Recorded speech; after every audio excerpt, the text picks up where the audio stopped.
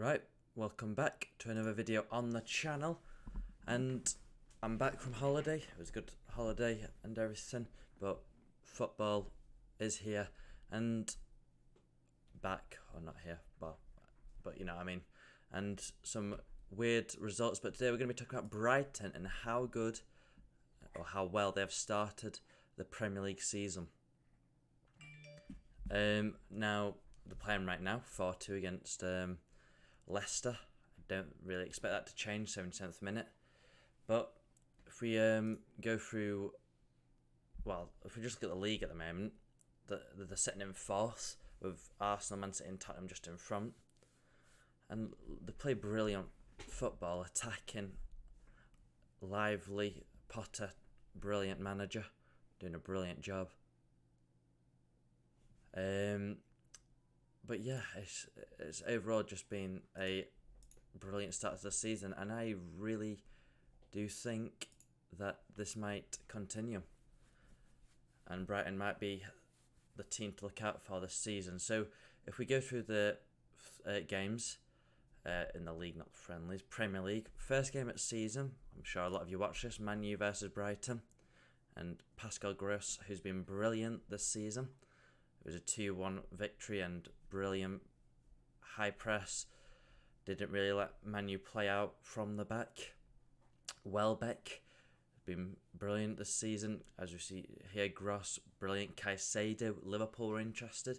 And next summer, I can imagine there's going to be quite a few big teams after him, because he's really just replaced Basuma into the team just like that. Oops, my bad. Trossard started well as well. I mean, I really rate Trossard, very good player. And then this back three has been very good. And look, first game of the season, Man U, tactically I'm not sure what they were doing, playing Eriksen up front. But we started off with a real good game from Brighton. If we look down here at stats, shots was quite even. Expected goals, we know last season and past couple of seasons, Brighton's expected goals has been very high, and it looks like this season they might actually starting to put more, most of their chances created. So yeah, it's really good to start.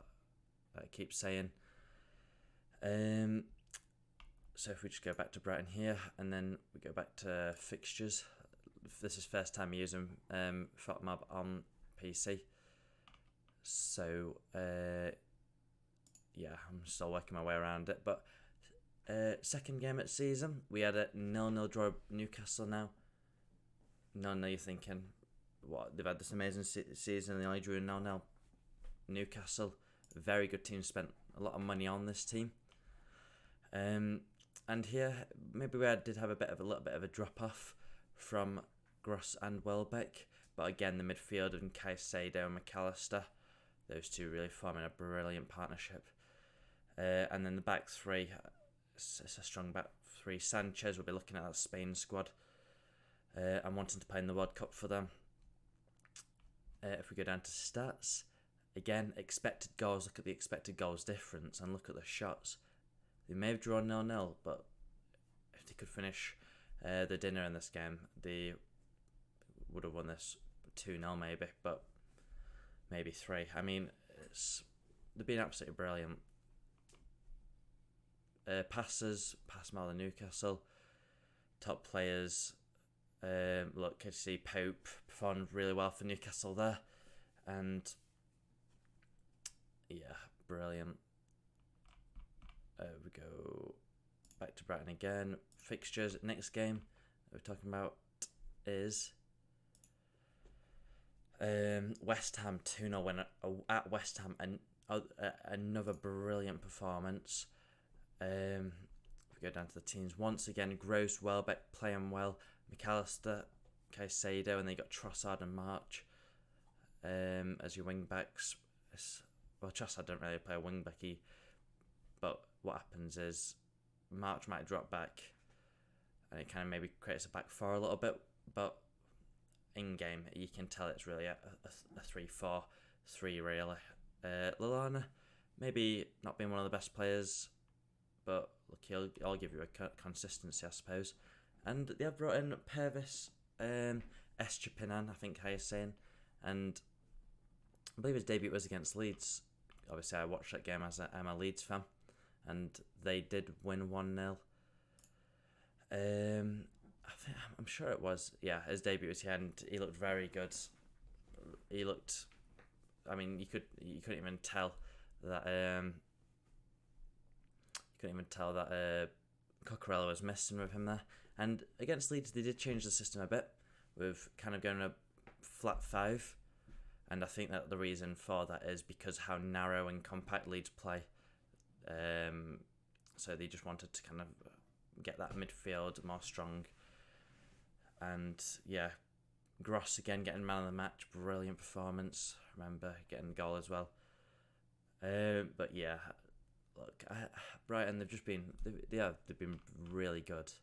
I'm not sure what I'm going to title this video, but Brighton appreciation post or something like that. But yeah, they have, and they did lose 2-1 to Fulham, with their only loss in the league so far this season. But you look at this, go to the stats, and again, expected goals, might have not had most shots. But the expected goals and the amount of chances that they create, it's always really high. And Brighton had Welbeck. Welbeck didn't play this game. I'm not 100% sure why. I don't know if he was injured. Oh, he came off the bench. There we go. But no, they went with Gross and Trossard, so maybe that's why. Maybe if Welbeck did start, they might have potentially got another goal or what. But for me, if Brighton did have someone like Mitrovic or Tony, someone like that, they would be. I don't know. They'd probably won every game so far this season. But yeah, brilliant once again. Look at the stats. Fulham had most shots and most shots on target, but expected goals wise, Brighton kind of dominated on that. McAllister have a really good season. Yeah. And then Brighton's fixtures again. And the game that they're playing right now, still 4-2, 7 minutes to play. Let's go through this. But you look at the performances. I've watched a little bit of it before I started recording this video. And Mwepu, very good. Gross, similar to what they did against us. As Leicester, they played not... Like, if you look at this formation here, it's decently narrow. So they've stacked the midfield again. Gross, McAllister, Caicedo. Look at the average rating. Oh, not the average rating, the rating of all these here. And Mwepu looked very good when watching the game. Welbeck always making those runs. But yeah, absolutely brilliant. And they brought in this Undav. I don't know if he's played yet. It doesn't look like it now. He's not played yet. So they brought him in, one of the top goal scorers in Belgium. And not a very good player. So it'll be interesting to see when he does make his first start and see how many times... Oh, as soon as I was saying that, he's just come on in the 84th minute. What is quite funny. And they've also brought Billy Gilmore in. What I think this is a good signing. He didn't have the greatest time at Norwich last year, but Brighton's recruitment system is absolutely brilliant. And he's just another midfielder who maybe a little bit more defensive than these. So maybe when they're playing some of the better teams, they can throw in and they're trying to maybe hold a lead. I don't know. I think, again, that's just a brilliant signing. And look, overall, they're 4th at the moment. And if they continue like this, they could be battling maybe for the 7th place. We might be talking about here, maybe 8th. And look, that's a phenomenal season for Brighton. I think the only thing that they might want, might end up regretting getting is bringing in another striker because Welbeck gets an injury. And